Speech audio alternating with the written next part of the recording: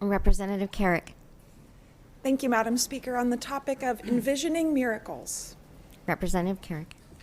Thank you, Madam Speaker. This week in the Capitol, we have had many distinguished guests, and it's been wonderful for all of us to get a chance to meet with them. I want to draw attention to some of the guests who are here this week with the Alaska Reentry Coalition.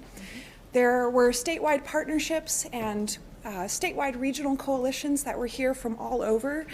They were talking about the struggles and challenges that individuals face re-entering from our correctional system back into the community. And they also provided an opportunity for legislators and staff to attend a re-entry simulation this week, which I found incredibly impactful and valuable. The simulation experience is meant to be quite frustrating. Individuals have to walk around to different stations and meet certain goals within a timeline, and if you don't, you go back to jail.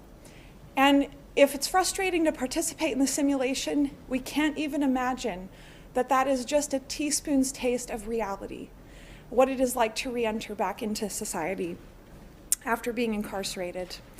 And what I also learned at the re-entry simulation was that 60% of Alaska's re-entrants end up going back to being incarcerated. And that number has actually improved significantly over time and is trending downward.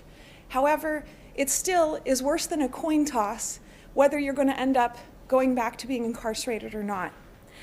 And this week, Madam Speaker, I also had a chance to meet with two individuals from my community in Fairbanks who are helping as former re-entrants and former incarcerated persons to solve these challenges.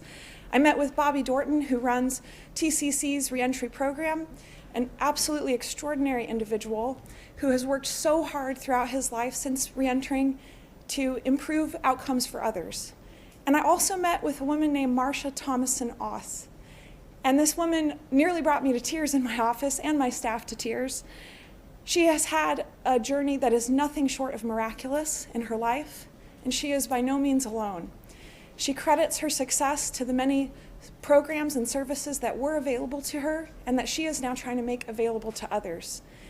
And Madam Speaker, she is very particularly fond of the phrase miracle. And I think when we look at these individuals and the experiences that they've had, we can see that there are many opportunities for us to continue these positive trends.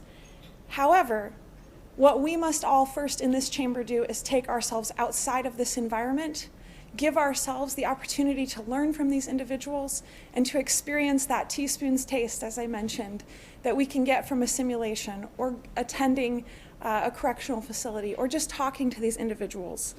Getting outside of our comfort zone will help us to help re-entrants.